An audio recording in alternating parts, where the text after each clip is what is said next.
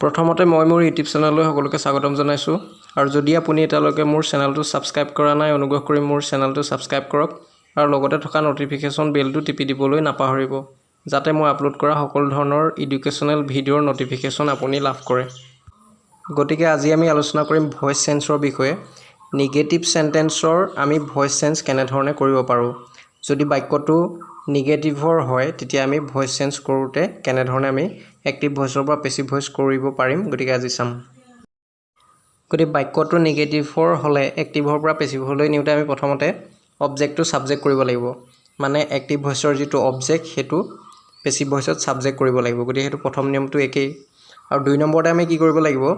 যদি negative সেন্টেন্সটোত do not বা does not থাকে তেতিয়া আমি তাৰ হলনি দুই নম্বৰতে মানে অবজেক্টটো সাবজেক্ট কৰাৰ পিছত আমি এম ইজ আৰ আৰু তাৰ লগত নট ব্যৱহাৰ কৰিব লাগে মানে M not is not are not হ'ব ডু নট বা ডাজ নট থাকিলে আমি ডু নট বা ডাজ নটটো উঠাই দিম তাৰ হলনি আমি M not is not are not ব্যৱহাৰ কৰিম আকৌ যদি বাক্যটো ডিড নট থাকে অৰ্থাৎ নিগেটিভ সেন্টেন্সটোত যদি ডিড নট থাকে তেতিয়া আমি ডিড নটৰ হলনি ওয়াজ নট বা ওয়েৰ নট ব্যৱহাৰ কৰিব লাগিব অৰ্থাৎ নিগেটিভ বাক্যটোত যদি ডিড নট থাকে তেতিয়া আমি অবজেক্টটো সাবজেক্ট কৰাৰ পিছত ডিড নটৰ হলনি ওয়াজ নট বা ওয়েৰ নট ব্যৱহাৰ কৰিম ডিড নটটো উঠি যাব আৰু তাৰ হলনি ওয়াজ নট বা ওয়েৰ নট ব্যৱহাৰ কৰিম একবচন হলে ওয়াজ নট আৰু বহুবচন হলে আমি ওয়েৰ নট ব্যৱহাৰ কৰিম আৰু 3 নম্বৰতে আমি ভাৰ্বটো পাষ্ট পাৰ্টিসিপল কৰিব লাগিব আমি জানো যে পেসিভ ভয়েসলৈ নিলে সদায় ভাৰ্বটো পাষ্ট পাৰ্টিসিপল কৰিব লাগে আৰু 4 নম্বৰতে ভাৰ্বটো পাষ্ট পাৰ্টিসিপল কৰাৰ পিছত বাই ব্যৱহাৰ কৰি এক্টিভ ভয়েসৰ যেটো সাবজেক্ট হে সাবজেক্টটো অবজেক্ট কৰিব লাগে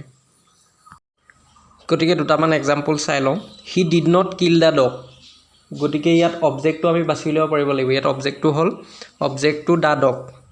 আৰু অবজেক্টটো বাছি উলিয়াবৰ কাৰণে ভাৰ্বটো চালে হল ভাৰ্বৰ পিছতে অবজেক্টটো থাকে গতিকে কিলৰ পিছত দা ডগটো আছে গতিকে দা ডগটো হ'ব অবজেক্ট গতিকে হেতু সাবজেক্টত আহিব গতিকে দা ডগ আৰু এই বাক্যটো ডিড নট আছে গতিকে ডিড নট থাকিলে আমি গম পাইছিলো যে ওয়াজ নট বা ওয়েৰ নট ব্যৱহাৰ হয় আৰু একবচন হলে ওয়াজ নট দা ডগ বুলি কওঁতে একবচন গতিকে ওয়াজ নট হৈছে বহুবচন হলে ওয়েৰ নট আহিব গতিকে দা ডগ ওয়াজ নট তাৰ পিছত ভাৰ্বটো পাষ্ট পাৰ্টিসিপল কৰিব লাগে গতিকে ইয়াত আছে কিল গতিকে কিলটো পাষ্ট পাৰ্টিসিপল ফৰ্মত কি হ'ব মানে ভাৰ্বৰ একেবাৰে শেষৰ যেটো ফৰ্ম সেই ফৰ্মটোত হ'ব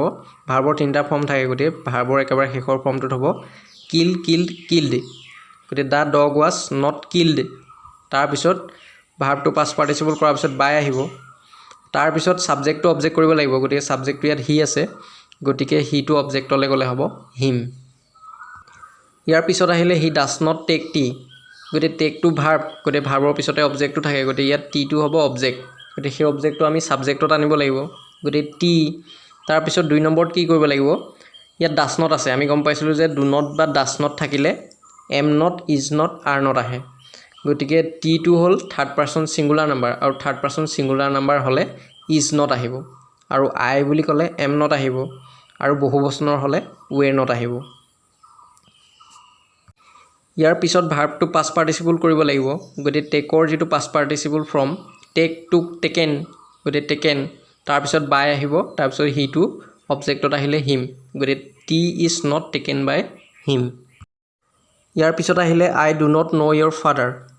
গতিকে ইয়াত অবজেক্টটো হ'ব ইয়োৰ ফাদাৰ কাৰণ নো টু ভাৰ্ব গতিকে ভাৰ্বৰ পিছতে ইয়োৰ ফাদাৰটো আছে গতিকে ইয়োৰ ফাদাৰটো অবজেক্ট গতিকে হেতু সাবজেক্টত আহিব ইয়োৰ ফাদাৰ তাৰ পিছত ডু নট আছে গতিকে ডু নট থাকিলে am not is not are not হয় ডু নটটো উঠি যায়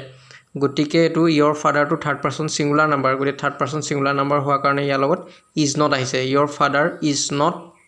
তাৰ পিছত ভাৰ্বটো পাষ্ট পাৰ্টিসিপল কৰিব লাগে গতিকে নো যেটো পাষ্ট পাৰ্টিসিপল ফৰ্ম নো নিউ নোন গতিকে your father is not known তাৰ পিছত বাই আহে কিন্তু ইয়াত বাই কি কাৰণে অহা নাই নো ভাৰ্বটো যদি থাকে এটা নো ভাৰ্বটো থাকিলে পেসিভ ভয়েসলৈ নিলে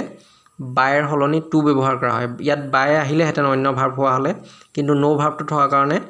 টু আহিছে গতিকে ইয়াত বাই ব্যৱহাৰ নহয় your father is not known to me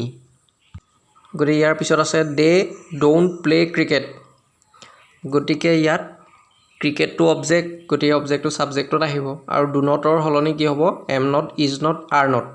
আৰু কোনটো ব্যৱহাৰ কৰিম যদি থাৰ্ড পাৰসন সিঙ্গুলাৰ নাম্বাৰ হয় তেতিয়া ইজ নট আই থাকিলে এম নট আৰু বহুবচনৰ হলে আৰ নট গতিকে ইয়াতো ক্ৰিকেটটো থাৰ্ড পাৰ্চন ছিংগুলাৰ নাম্বাৰ হৈছে গতিকে ইজ নট হ'ব ক্ৰিকেট ইজ নট তাৰপিছত প্লেটোৰ যিটো পাষ্ট পাৰ্টিচিপল ফৰ্ম প্লেড তাৰপিছত বাই আহিছে তাৰপিছত ডে টু ছাবজেক্ট টু অবজেক্টলৈ গৈছে গতিকে ডে টু অবজেক্টলৈ গ'লে হ'ব ডেম গতিকে cricket is not played by them আৰু যদি নিগেটিভ চেণ্টেন্সটো present continuous present perfect past continuous past perfect বা ফিউচাৰ ইনডেফিনিটৰ হয় তেতিয়া এক্টিভ ভইচৰ পৰা পেছিভ ভইচলৈ নিওঁতে ইয়াৰ নটটো অক্সিলাৰী ভাৰ্বৰ পিছতে লগ লাগি যায় যেনে দে আৰ নট প্লেয়িং ক্ৰিকেট গতিকে প্ৰথম কামটো আমি অবজেক্টটো ছাবজেক্ট কৰিব লাগে গতিকে ক্ৰিকেটটো ছাবজেক্টত আহিব তাৰপিছত এইটো প্ৰেজেণ্ট কণ্টিনিউৱাছ টেন্স বুলি আমি কেনেকৈ গম পালোঁ কাৰণ ইয়াৰ আগত বি ভাৰ্ব আৰ লাগি আছে আৰু ভাৰ্বৰ লগত আইএনজি লাগি আছে গতিকে প্ৰেজেণ্ট কণ্টিনিউৱাছ টেন্সটো এক্টিভ ভইচৰ পৰা পেছিভ ভইচলৈ নিওঁতে 2 নম্বৰতে আমি বি ভাৰ্ব হিচাপে কি ব্যৱহাৰ কৰিব লাগে am being is being R being গতিকে ক্ৰিকেটৰ লগত ইজ বিং হ'ব গতিকে এইটো নিগেটিভ চেণ্টেন্স হোৱাৰ কাৰণে নটটো অক্সিলাৰী ভাৰ্বৰ পিছতে লগ লাগি যাব মানে ইজৰ পিছতে লগ লাগি যাব M not is not are not এনেকুৱা হ'ব তাৰপিছত বিংটো আহিব গতিকে ক্ৰিকেট ইজ নট বিং তাৰপিছত 3 নম্বৰটো একেটা ৰুল ভাৰ্বটো পাষ্ট পাৰ্টিচিপল কৰিব লাগে গতিকে প্লেটোৰ যিটো পাষ্ট পাৰ্টিচিপল ফৰ্ম প্লেড হ'ব তাৰপিছত বাই আহিব তাৰপিছত ডে টু ডেম হ'ব ইয়াৰ পিছত আহিলে he has not completed his homeworks গতিকে এইটো অবজেক্টটো ছাবজেক্ট কৰিব লাগে গতিকে কমপ্লিটেডৰ পিছত হিজ হোমৱৰ্কছটো আছে কমপ্লিটেডটো ভাৰ্ব গতিকে ভাৰ্বৰ পিছতে হিজ হোমৱৰ্কছটো আছে গতিকে হিজ হোমৱৰ্কছটো হ'ব ছাবজেক্ট গতিকে ছাবজেক্টটো আমি প্ৰথমতে লিখিব লাগিব গতিকে হিজ হোমৱৰ্কছ তাৰপিছত এইটো প্ৰেজেণ্ট পাৰফেক্ট টেন্সৰ বাক্য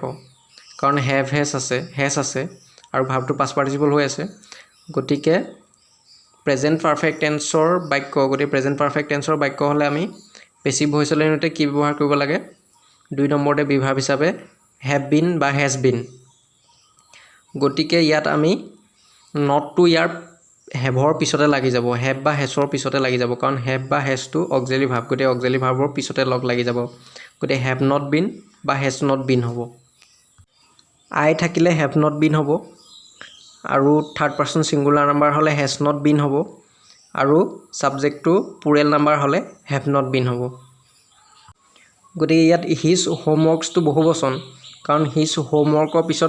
পিছত এছ এটা লাগি আছে আৰু সাধাৰণতে এছ এটা লাগি থাকিলে বহুবচন হয় বহুবচনত এছ বা ইএছ এটা লাগি থাকে গতিকে his homeworks have not been completed by him